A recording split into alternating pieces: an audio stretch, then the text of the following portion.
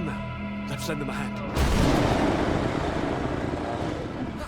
One of the greatest things about gaming is there's something for everyone. From horror to romance to action to walk-in, there is literally a genre for every single person. But this comes with its own problem. A big problem. Since there are so many games being released all the time, some absolute gems fall through the cracks. Hey! Alright, kid. Bionic arm, LX-75, magnetic waste management fixture. Wait, magnetic waste management? There are always stories about fantastic games that, for whatever reason, go unnoticed and sometimes even fall into obscurity. One of the most heartbreaking examples of this is Titanfall 2. Despite it being applauded for having one of the best campaigns in first-person shooter history, it bombed hard when it released, and there hasn't been another Titanfall game since. And no, Apex Legends does not count.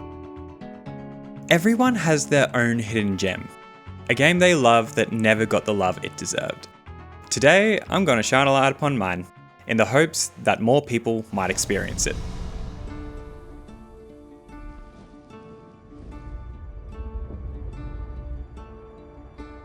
Won't somebody tell me an answer if you can? Now, Mad Max is a far cry from a complete unknown. It's been in plenty of lists of underrated games, but I still think it is criminally underrated. The story is pretty standard Mad Max affair. Our hero has lost all of his gear, and most importantly, his car, stolen from him by Scabrous Scrotus himself, and is going on a quest to recover what he's lost along the way with a little bit of revenge, so that he can continue his journey to the Plains of Silence, where he hopes to find a bit of peace in a world gone mad. So the story is fine. It's a good way to bring you into the world, but it's not going to win any big awards. But the characters are great. Max's first ally is no other than Chumbucket. This gentleman is a fantastic mechanic, and also happens to worship cars and engines, and sees himself as a bit of a priest. Power was a life inside the other gives birth. Start ablaze by godly plug ignite. Revolution about revolution, rejoice! Please, don't kill Chumbucket, please! Max, on the other hand, he sees as a saint sent to him by the Angel of Combustion to drive the Magnum Opus, which will be Chum's perfect car.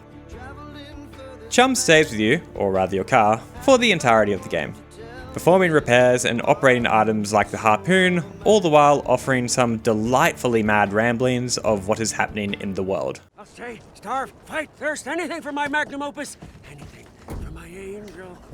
I really like Chum. His insanity is endearing, and he provides a bit of levity and lore to the world. And the upgrades he provides to the Magnum Opus are essential. Max as a character is much like his movie counterpart. He is a man of few words and is brutally efficient in his driving and his on-ground combat. He also has an Australian accent, which might seem obvious for a Mad Max game, but I remember when it was being developed and someone said that Max would be an American, and the absolute pandemonium that ensued was completely righteous, and they changed it to what it always should have been. They'll run out of fuel and die. The rest of the cast is both fun and grotesque, many of which are willing to help, if you're willing to give a bit in return. I need you to open a passage into the Dead Barrens for me, to send caravans over. The main focus of Mad Max is the car. So much of your survival rides entirely on whether or not your Magnum Opus is suitably equipped and if you're good enough to drive it. The vehicle combat is so much fun. From ramming to harpooning and so much more, there are a bevy of ways that you can dispatch your enemies. The majority of the game will be spent in the car, but it never feels restricting. You can get out whenever you want to explore on foot, but driving around and blowing up people and stuff is just so much fun. There are loads of upgrades that you can perform on the Magnum Opus, which lets you make the vehicle you want so you can play the way you want to play. The car does require fuel to drive, and if you're not careful, you can be stranded in the middle of nowhere. Though this has never happened to me, fuel is pretty much all over the place, and you can store a jerry can in the back for emergencies. I generally have little to no interest in racing or driving games. Mario Kart's normally about as drivey as I get, but I love thundering through the wastelands, obliterating enemies as they come at me. It's so visceral and brutal, and I just cannot get enough of it. Max on the ground is a different story. He's slow, heavy, and hits like a freight train. Max will have to leave the car from time to time, whether it be to pick up resources or take down an enemy encampment which can't be driven into. Combat with Max is largely hand-to-hand, similar to the Batman Arkham games. He also has his trusty shotgun, which can be used in brawls on the ground or for well-timed shots in vehicular combat. Max's fighting style is heavy-handed and brutal, especially when he starts breaking bones. He's a brawler and is willing to shiv someone in a fight if it means getting out alive. Since Max is a survivor, he will do anything to stay alive, which includes finding food in old dog food cans or even eating maggots from rotting corpses. But you'll mostly be looking for water to replenish your health, which can be found all throughout the wasteland. Water is the ideal resource to find since you can collect it in your canteen and it can be used whenever you need. All food is eaten on the spot and cannot be stored. Much like the Magnum Opus, Max has a list of his own upgrades, which are split into two parts. The first is more practical. In the world, you'll find scrap, which you can use to upgrade your car and Max's gear, which includes his iconic outfit, the shotgun, knuckle dusters, wrist braces, ammo capacity, etc. These upgrades are very useful, but not quite as essential as the Magnum Opuses, and it's ultimately up to you to decide which you find more important to spend resources on. Though there are some on both sides that are mandatory. The second part of Max's upgrades are less tangible. As you go through the world, you'll meet a mysterious figure called Griffer. Why must a vehicle be so important? Allies are a powerful aid. He's a wanderer who seems to know a lot about Max and encourages him to find his humanity again. By completing tasks throughout the world, like take down 3 enemies in 30 seconds, that kind of thing, Max's notoriety will increase in the wasteland. Each time it increases, you will get Griffer tokens. With these tokens, you can go to the man himself and exchange them for upgrades like Max's health, reducing the amount of fuel you spend while driving, increasing how much water Max receives from water stations, improving his prowess in combat, and so on. These upgrades come in very handy for when you come up against stronger enemies on the ground. Using Griffer tokens every so often can really change the game. Since you have to actually go out and find the man, I found myself hoarding a lot of tokens, which led to big upgrades when I actually found him. I like Griffer. He adds a bit of mystery to the world and really makes Max reflect on himself. Most of the choices Max makes through the story are purely out of self-interest, and Griffer knows it, and is intent on making him feel bad about it. There you are. Shifter of sands, letter of blood. The Wasteland is an awesome setting. The devs somehow built a world that is barren, but also can be vivid and beautiful at the same time. Every time there's an explosion, a sandstorm, or even just enemies in paint, the world gets such a hit of unexpected colour that it really sticks in the mind. Despite being released almost 11 years ago, the world looks great. Facial animations can be a little hit and miss, but the world itself holds up remarkably well. So, what will you be doing in this beautiful wasteland? Well, the world is split up into parts.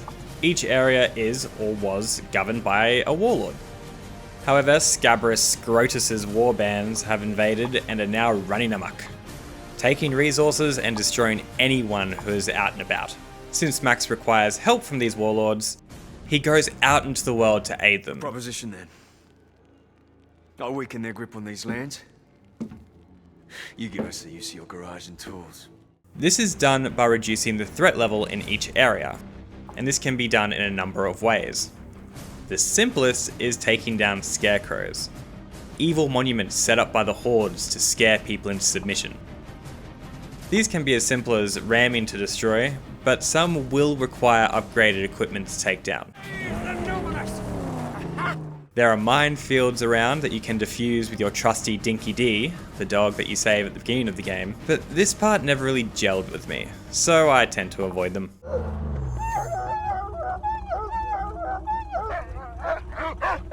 There are also snipers throughout the world that you can take down, which is also very simple if you have the ammunition. Convoys are where you'll be doing most of your vehicle combat, and they range from easy to extremely difficult, especially once you get to armored enemies, but you get plenty of rewards back. Not only do you lower the threat level in the area, and the scrap from the cars you destroy, but the hood ornament from the head vehicle will also give you buffs for the magnum opus. My favourite objective is taking down strongholds. Let's see.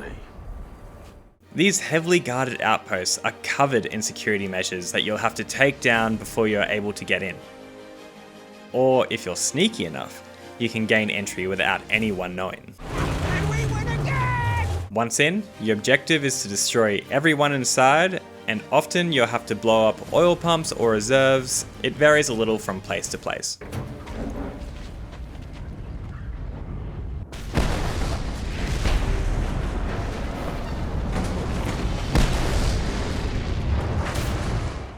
But once you take over the location, it becomes an ally camp that will send you a small amount of scrap every so often, which stacks, so taking on the stronghold is definitely worth your time.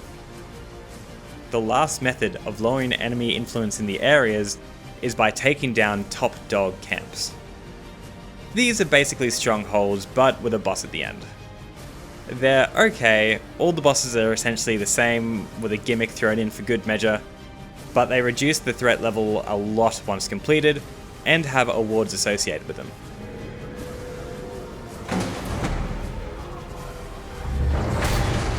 I love this world, but it can get a little repetitive. Each area has kind of the same formula with small variations, though the side quests can be pretty unique, but I enjoy the gameplay loop enough that it doesn't really bother me. Though, if you don't enjoy the first few hours, there's a good chance you probably won't enjoy the whole thing. Mad Max is a great game, and I think it deserves so much more love. The story's fine, but enjoyable. Watching Max very slowly change from a self-centered wanderer to the road warrior is a tale worth experiencing.